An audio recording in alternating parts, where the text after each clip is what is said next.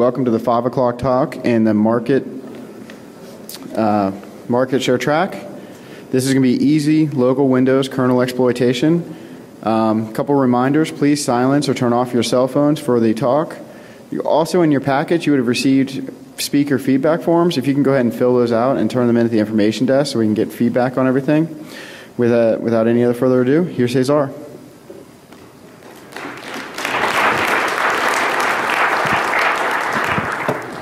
Hi everyone, thank you for coming. I know this is a really difficult spot of the day, like last talk, everyone wants to go party, drinks, or maybe writing a report, whatever, but it's like everyone is tired, so I will try to be fast and clear.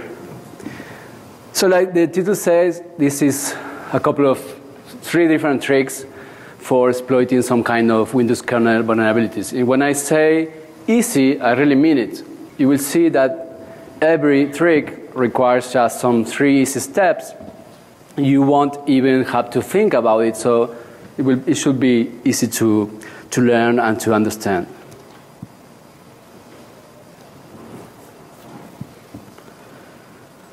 So everyone that has been doing Windows kernel exploitation should know that it's not very well documented. It's kind of still of a dark art, we can say.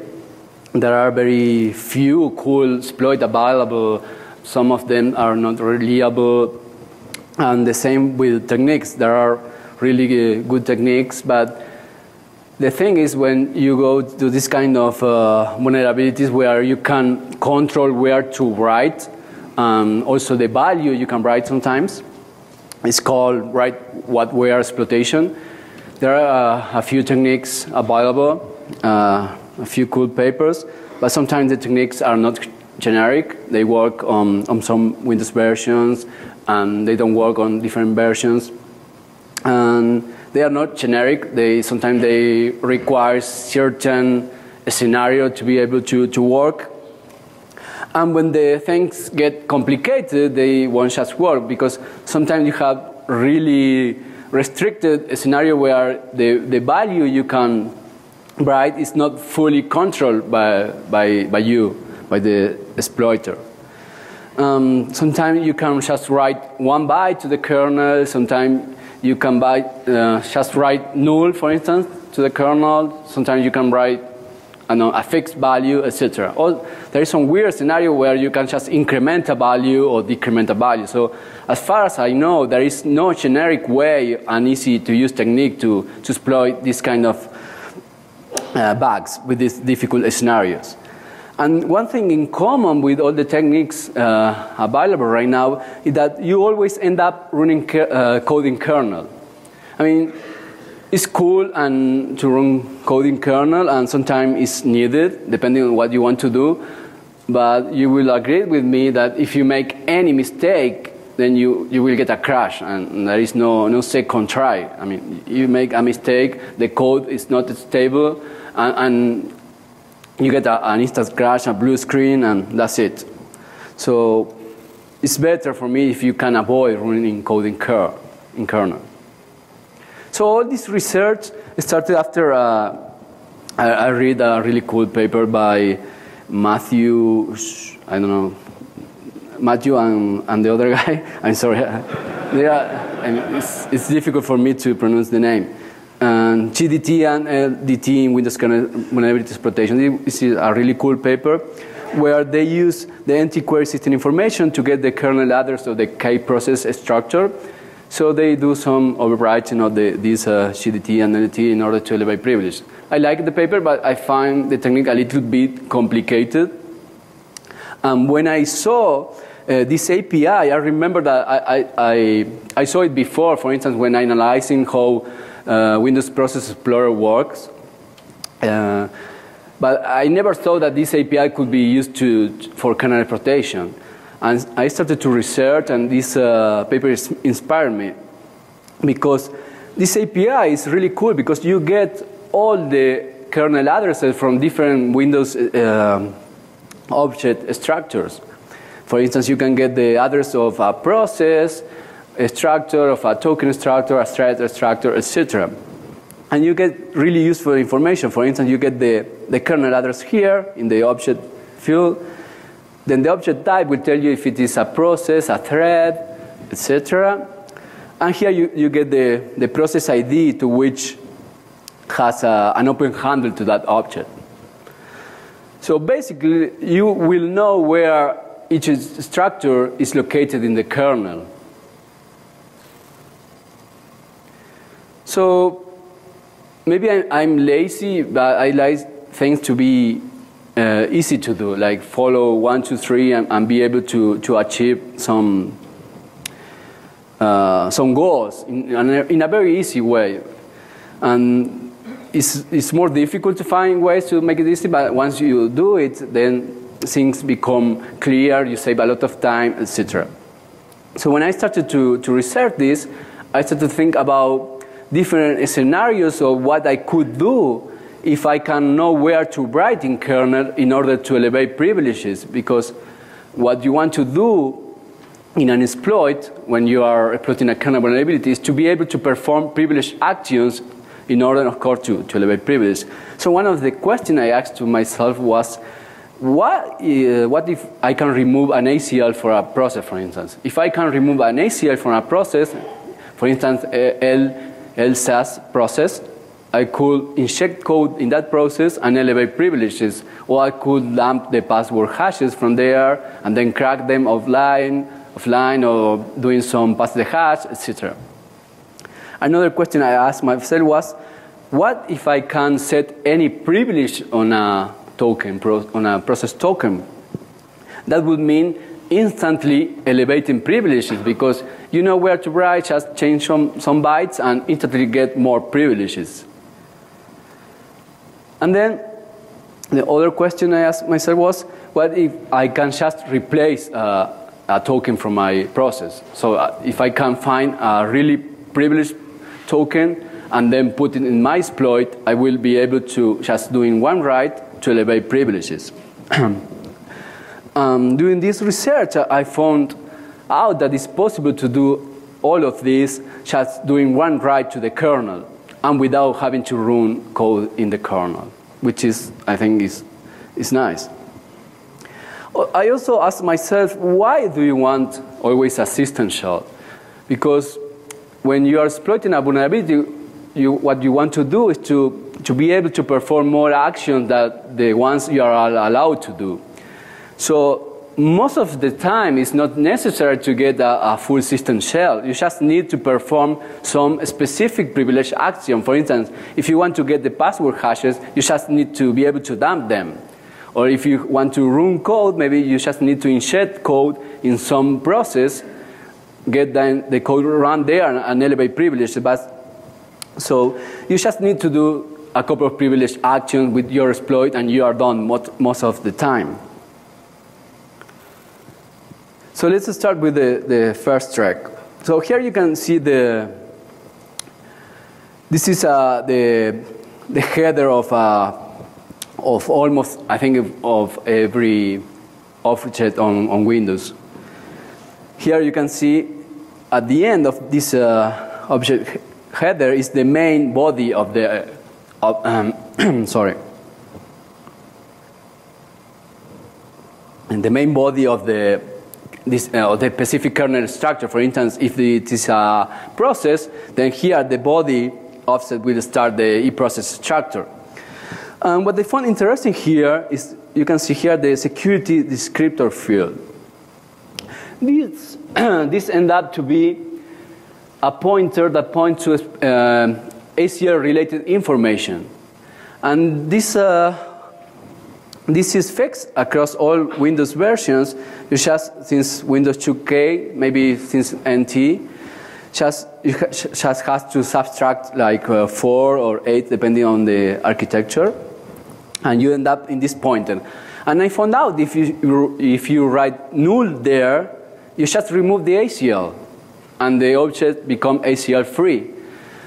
So basically, for instance, if you get the LSAS process, which is a process that runs under the system account, you get the address of this pointer and just write null there, and instantly that process ends up without any ACL. That means that you will be able to inject code there, read the memory, dump the password hashes, etc. So it becomes very simple. You just need to know the address of this structure, which is very simple. Like I said, with this API, entity query system information, we can get that address. So it's not a problem.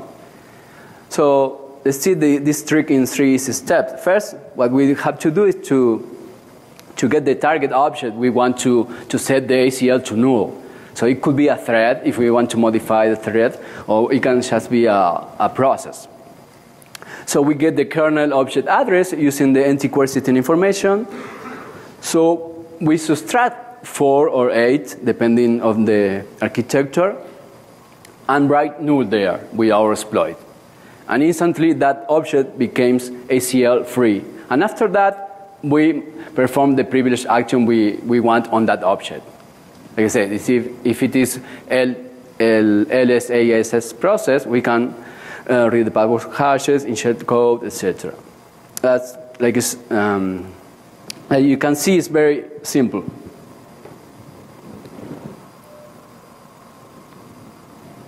Let me show you a quick demonstration. In this case, I will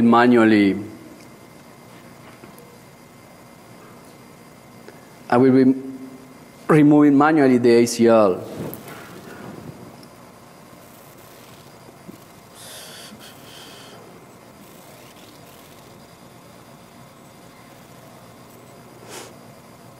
And a second.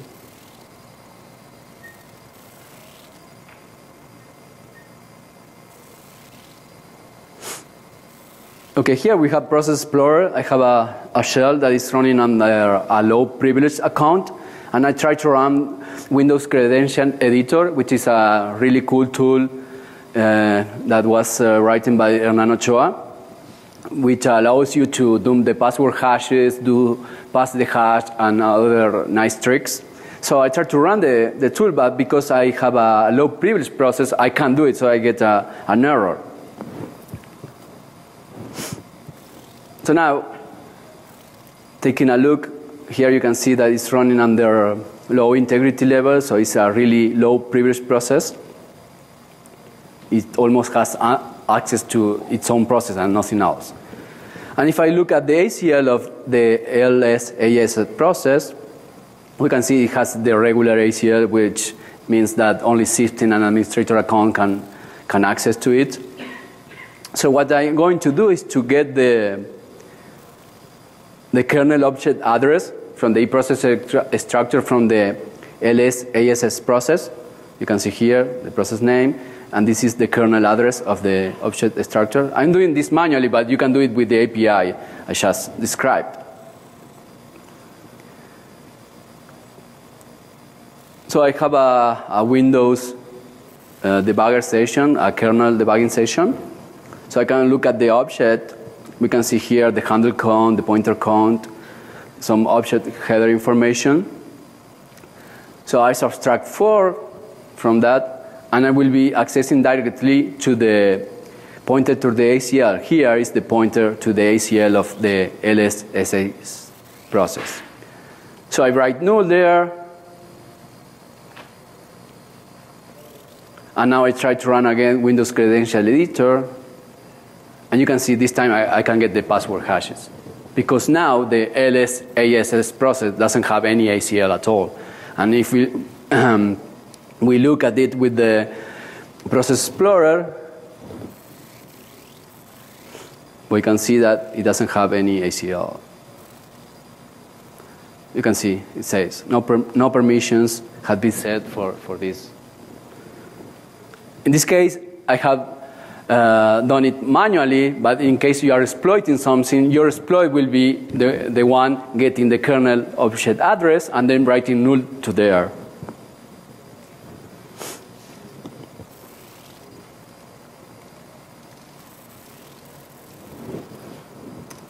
So let's see now the second trick. Another interesting Windows kernel structure I found is the token privilege structure.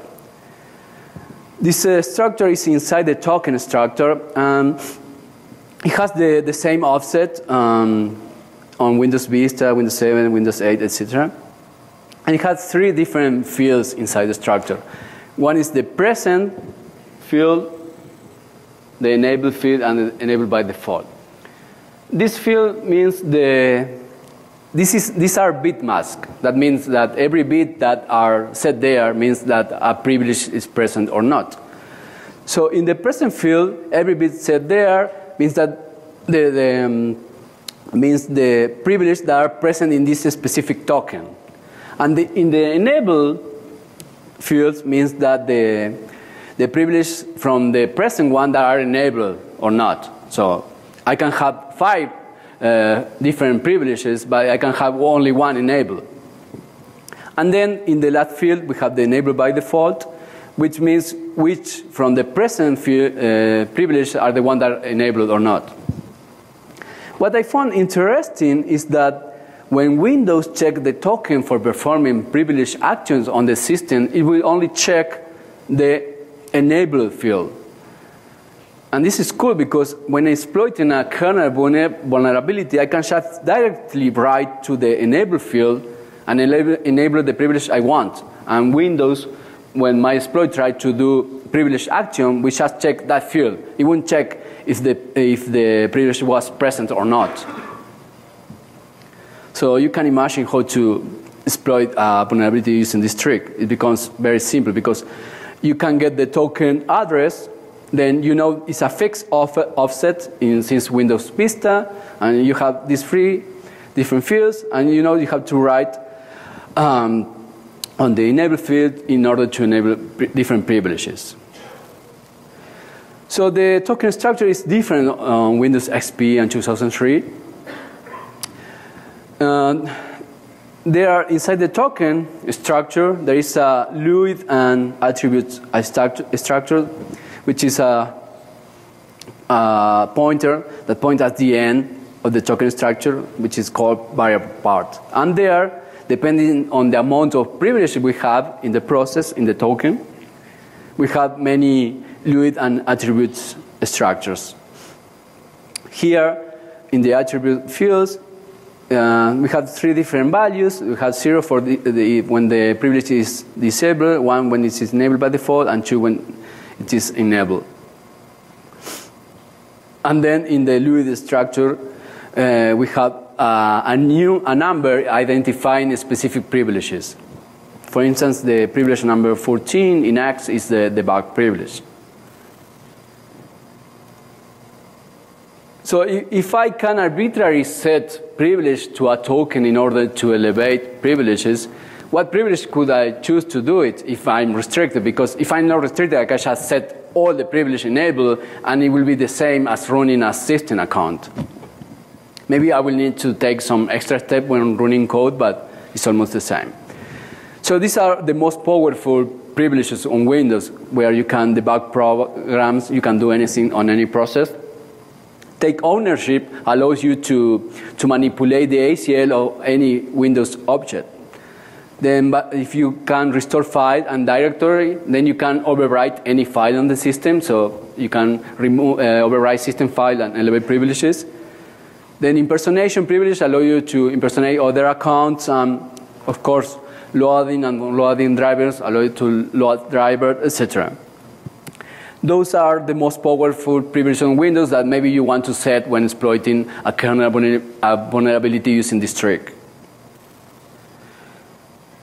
So let's see it is step by step, this trick.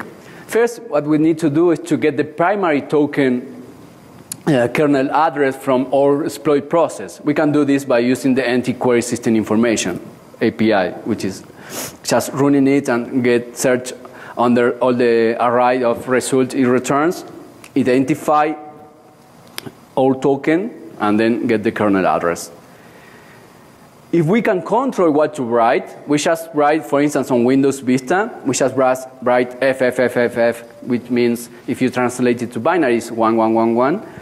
And we enable all the privileges. And instantly, we get all the privileges enabled just after one write. But if you have Windows XP or 2003, maybe we can write some specific values. In this case, we can choose, for instance, 14 in X, which means the debug privilege. So we write to token, in this case is plus A0 in X offset. So we write 14 there, and instantly we get debug privilege on our process token. And after that, of course, you can perform privileged actions. So I was lucky that Tarjei shared with me some vulnerability he found last year, and it was patched by Microsoft. It's a news after free kernel vulnerability that was kind of difficult to exploit because you end up in this instruction where you can decrement a position in memory. You can only control the EAX value.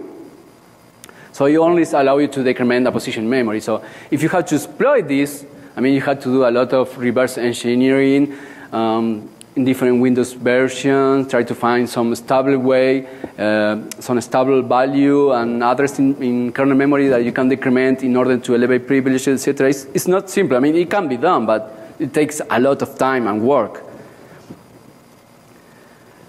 So by default, when you run a process on Windows at the offset 84 in X or on the token structure, you have this value, which is 80000 in X, which means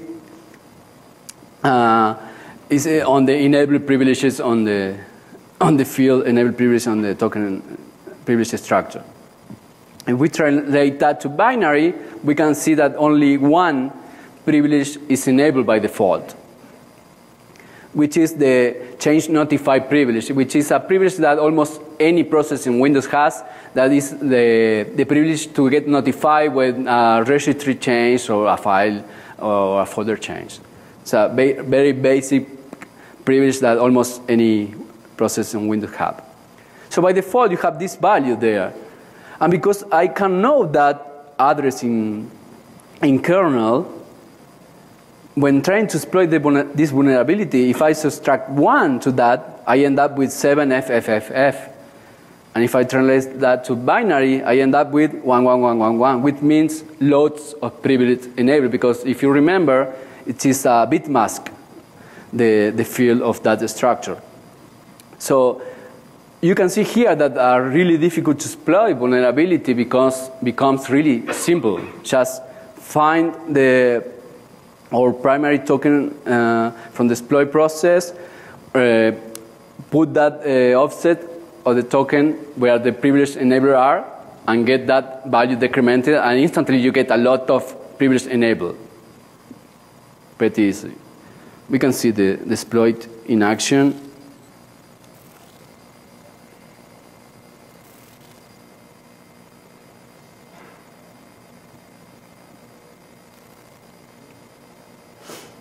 I don't know why this is so slow. So I have a command shell on a really low privilege, running under low privilege account with low integrity, so there is really basic privileges for the process. So what the exploit does is locate the address of the CMD process. First, I try to run Windows Credential Editor. Again, it fails because I don't have enough privilege to dump the password hashes. So I run the exploits, and what the exploit does is, first, it gets the parent process ID, which is the command shell I'm running from where I'm running the exploit. After that, it gets the parent process primary token kernel address. So you can use that address of the token you remember the vulnerability, it just subtract 1 from there in order to enable the privileges. So in this case, what the exploit does is modifying the privileges of the command shell from which I'm running the exploit. So now, after running the exploit, I run Windows Credential Editor again, and I can dump the password hashes, because now I have a lot of different privileges enabled. On one of those privileges is the debug privilege. So I can access the LS-ASS process and inject code there and get the password hashes. But there is something interesting here, because, like I said, Windows only checks the enabled privileges. It doesn't check the privileges that are present initially in the token. But if we use Process Explorer to look at the privileges, or the command shell in this case, it will continue showing the same privileges, because Process Explorer only look at that part of the structure where are the privileges present first. If they don't find the privilege present there, it won't check which are enabled or not. So you can see here, doing this trick, you won't be able to notice anything weird with Process Explorer in this case in the command shell process. It looks the same, but actually it has a lot of more privilege enabled than these that are being shown here.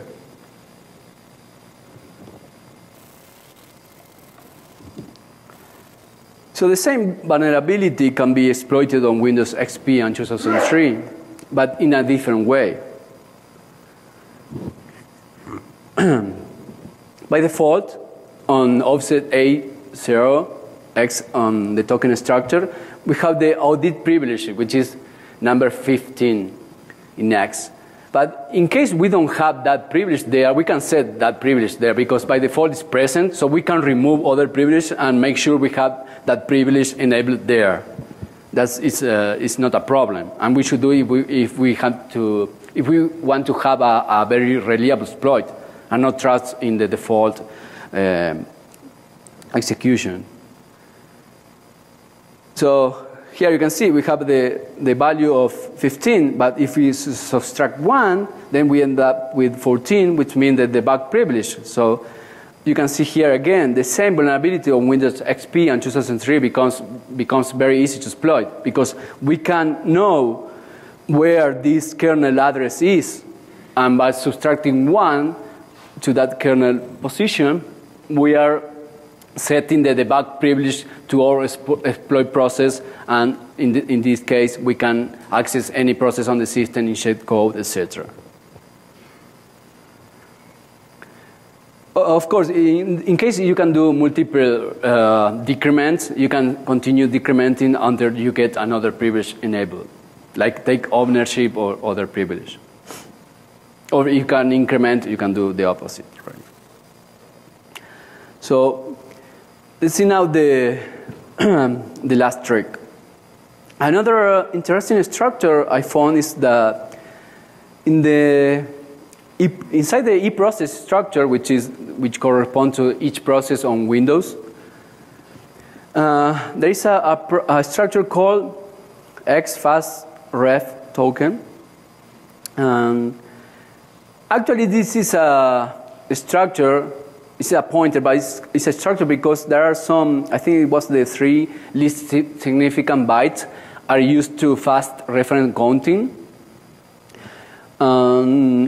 Given my test, it seems that if you don't care about that when replacing a token, Windows doesn't crash. It just read the pointer count from the object header here.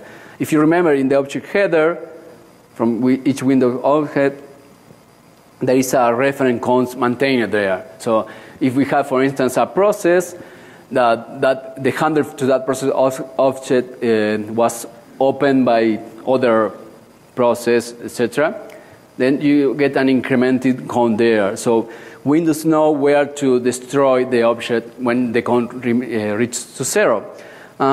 One common mistake there is in some exploit that use the technique, the well-known technique of replacing the token of deploy with the system token, is that most of the time people forget about incrementing the reference count. So if you run the exploit many times, you end up with a blue screen, because when the reference count reach to 0, Windows will free the object, but there will be other reference available, and other process will try to access the object, and then you get a blue screen. And that is common on some Windows kernel exploit, but because most of the time people just run the exploit once, they don't notice that it doesn't work when you run it many times. So this, I found this interesting because I thought if I can just directly right there, I will be able to replace a token of my exploit with just one write. I just need to know the token kernel address of a privileged token, in this case from a system token, in order to get full privileges. It ends up that it's not difficult, because you can guess, for instance, what are the assistant token. If you look at different Windows processes, you know that by default, for instance, some really privileged process like system or ls, ASS has always some token present there, and you know sometimes there are three processes that have one token always present, and it's assistant or administrator, so you can do some guessing. Another way is by abusing in some interprocess communication mechanisms. Because in Windows, when you do IPC, interprocess communication mechanisms, there is some impersonation taking place. And when you do it from a low privilege process, sometimes you end up with an identity token on your process, on the client process that is doing IPC. And I found out something interesting, that when you are replacing a token, the primary token of a process, Windows doesn't check if the process you are setting there is a identity token, is a primary token, or is an anonymous token. Windows doesn't check that. It just checks the privileges that are present in the token. So it's very easy to get a system identity token. In this case, there is an API called MSI install product. So from a low privilege process, you can call that API. You will need to hook NT open thread token in order to know where the token is opened and avoid that token to be closed by your process. So you make a copy of that token, so you get a system identity token available for your use. And by using the NT query system information, you get the kernel address of that token. So now you have information needed that will allow you to replace the current token of your exploit. Because, of course, if you are exploiting something, you are running under a low privilege account, so you get this system token, you replace your primary token, and then elevate privileges. But, like I said, you must take care of the reference count. Because if you remember, all this is without running any code in kernel. We are just doing one write to the kernel, and that's it. In this case, we will need to do maybe two writes, because first, we will need to increment the reference count to a really high value in order to make sure it will never reach to 0. So the first write will be to increment the value, and the second write to replace the token, and that's it. Then you have a system process running. But if you have only one write, there is a solution also, because what you have to do is just replace the token, and then with the second write, you have to duplicate, after elevating privileges, you can duplicate that token in a process that never terminates, like LSSAs. Because when you duplicate that, you make sure that process, that token will never be destroyed by the system. So you will the reference count never will reach to 0, so you won't get a blue screen. So like I said, it's a 3 easy step, like get the identity token, get your token kernel address, replace it in your process. In this case, it will be the exploit, and instantly elevate privileges. Just make sure to to take care of the reference count.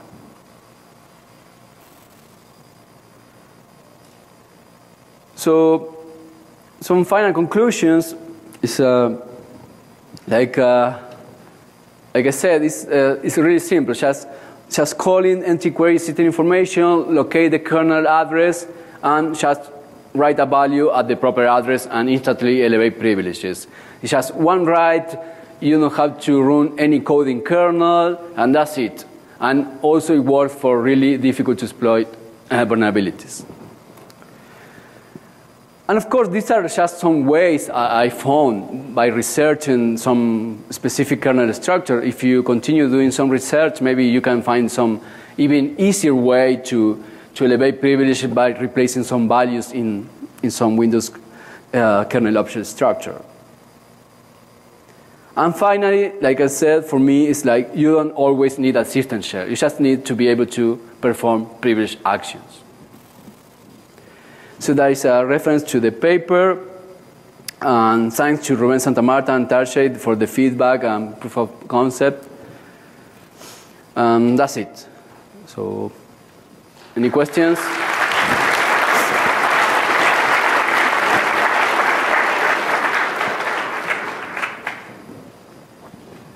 Questions?